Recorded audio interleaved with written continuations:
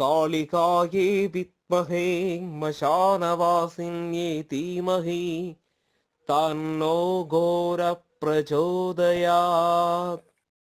வணக்கம் ஆன்மீக நண்பர்களே. மலையாள மாந்திரிக முறையில் காளிகோவில் சார்பில் இன்றைக்கி நம்ம பார்க்க போகிறது ஒரு மலையாள மாந்திரிகம், அதாவது லோக வசியம், ஜன வசியம், அந்த மாதிரி உள்ள கர்மங்கள் பண்ணக்கூடிய, இல்லைன்னா அந்த மாதிரி பவர் அடங்கின மந்திரம் தான் நம்ம பார்க்க போகிறோம்.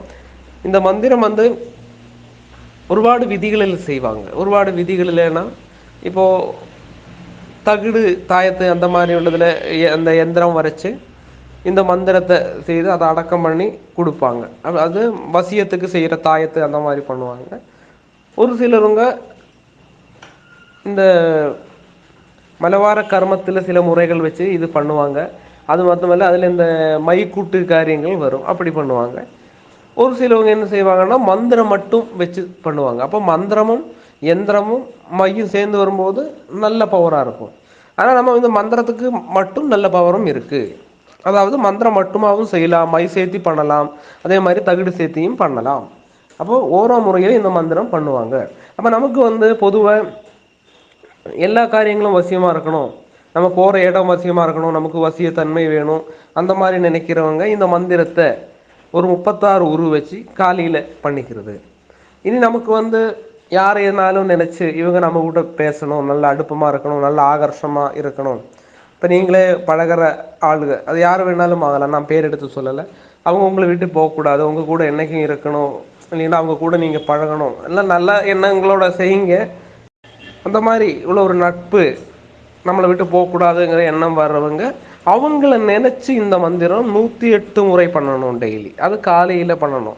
காலையில் ஒரு 6 to 6:30க்குள்ளே இந்த மந்திரத்தை நீங்கள் ஜெபம் பண்ணணும். ஜெபம் பண்ணும்போது நல்ல ஊதுபத்தியை கொளுத்தி விட்டு நல்ல சுகந்தம் பறக்கிற மாதிரி, அதே மாதிரி முல்லைப்பூ வச்சு பண்ணுவாங்க. ஏன்னா இது நமக்கு இப்போ தேவதையை வச்சு எல்லாம் பண்ணறது. நம்ம ஒரு பூஜை அறையில் ஜெபமாக தான் இருந்து பண்ணுறோம். அது முல்லைப்பூ காரியங்கள் அந்த பூஜை அறையில் ஏது தேவதை இருக்கோ அந்த தேவதையை வச்சு நம்ம ஜெபம் பண்ணிக்கலாம். ஊதுபத்தி கொளுத்தி வைக்கணும். நல்ல மனம் வாசனை காரியங்கள் அங்கே இருக்கணும். நம்ம மனசில் ஒரு கன்ஃபியூஷனுங்கிறதே வரக்கூடாது. ஏகாகிரதமாக மனசில் சிந்தை ஒரு சிந்தையும் இல்லை.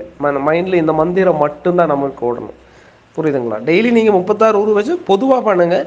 யாரைனாலும் ஒரு ஆளை எய்ம் பண்ணுறீங்க, இந்த ஆள் நம்ம கூட பேசணும், அந்த மாதிரி இருந்ததுன்னா நீங்கள் 108 வச்சு பண்ணுங்கள். மந்திரம் இதுதான். இது மலையாள மந்திரம் தான்.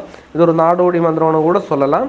ஓம் மண்ணடங்கி மனமடங்கி நாவடங்கி படையொடுங்கி அடக்கி இரிக்க சுவாகா. ஓம் மண்ணடங்கி மனமடங்கி நாவடங்கி படையொடுங்கி அடக்கி இரிக்க சுவாகா. அதாவது மண், மனசு, நாவு இதெல்லாமே அடங்கி ஒடுங்கி இருக்கணுங்கிறது, அதாவது எனக்கு கட்டுப்பட்டு இருக்கணுங்கிறது தான் இந்த மந்திரம். புரியுதுங்களா? அப்போ இந்த மந்திரத்துக்கு முடியும் போது இப்போ அடக்கி இருக்க சோகாங்கும் போது மனசால் இந்த வாக்கு சொல்கிறதுனா மனசில் என் குருவான சோகா அப்படி சொல்லிக்கிறது. ஏன்னா நமக்கு இந்த குருவோட மந்திரம், குரு மந்திரத்தில் தான் மந்திரம் சரிக்கு வேலை செய்யும். புரியுதுங்களா? அப்போ என் குருவான சோகாங்கன்னா இந்த மந்திரம் யார் பண்ணினாங்களோ அவங்க ஒரு குருஸ்தானத்தில் நம்ம காணாது. சில பேர் நீங்கள் அவங்கள பார்த்துருக்கவே மாட்டீங்க. ஆனால் அந்த மந்திரம் பண்ணன அவங்களுக்கு ஒரு வணக்கம் போடுறது, இல்லைன்னா அவங்கள ஒரு ஸ்துதிக்கிறதுங்கிற எண்ணம் தான் நமக்கு வருது. பின்ன குரு மந்திரம் எடுத்து செய்கிறவங்களுக்கு அது ரொம்ப பவராக இருக்கும். ஒரு மந்திரம் சித்தியானவங்களுக்கு இந்த மந்திரம் ஒரு கொஞ்சம் உரு போட்டால் கூட அது சீக்கிரமாக நடந்துடும். இப்போ ஒரு 108 வச்சு நீங்கள் ஜெபம் பண்ணுறீங்க, ஒரு 41 நாள் நீங்கள் பண்ணுங்கள். ஒரு 11 நாள்லேயே இது மாற்றங்கள் தெரியும். ஒரு 41 நாள் பண்ணுங்கள், நல்ல மாற்றமாக இருக்கும். இல்லை டெய்லி நம்ம கண்டினியூவாக இந்த மந்திரம் ஜெபம் பண்ணிகிட்டே போகலாம், அது தப்பு இல்லை. ஒரு 36 உரு வச்சு நீங்கள் பண்ணீங்கன்னா உங்களோட முகமும் ஒரு வசியத்தன்மை உருவாகும், ஒரு பிரகாசம் உருவாகும். அது கண்டிப்பாக அந்த மந்திரம் கை கண்ட மந்திரம் தான் இது. இது நிறைய மந்திர கர்மங்கள் பண்ணுறவங்க தகுதிலையும் மையம் வச்சு பண்ணுறது. நீங்கள் மந்திரம் மட்டும் பண்ணுங்கள். ஏதாவது சந்தேகம் இருந்தால் நீங்கள் எழுதி போடுங்க, இல்லைன்னா கோல் பண்ணுங்கள். அப்புறம் நான் லலிதமாக தான் இந்த மந்திரம் சொல்கிறேன்.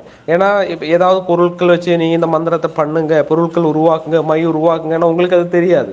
இல்லைன்னா ஹோமம் பண்ணிட்டு இருக்கு, இந்த சமதை போட்டு ஹோமம் பண்ணுங்க, இல்லைன்னா இந்த நிவேதியம் பண்ணி ஹோமம் பண்ணுங்கன்னா உங்களுக்கு சாதாரணமாக நீங்கள் வீட்டில் இருக்கிறவங்களுக்கு இந்த மந்திரம் இல்லைன்னா ஹோமம் பண்ணுறதுக்கெல்லாம் அது சிரமமாக இருக்கும். அதுதான் நான் அந்த முறையை பண்ணாதது, இல்லைன்னா சொல்லாதது.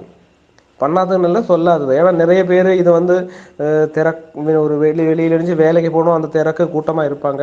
அப்போலாம் ஒரு வசிய தன்மைக்கு ஒரு மந்திரம் பண்ணும்போது சிம்பிளாக பண்ணக்கூடியது. ஆனால் சிம்பிளாக இருந்தாலும் ரொம்ப ரொம்ப சீக்கிரமாகவே ரிசல்ட் கிடைக்கிற மந்திரம் இது. ஓகே, அடுத்த வீடியோ பதிவில் நம்ம பார்ப்போம்.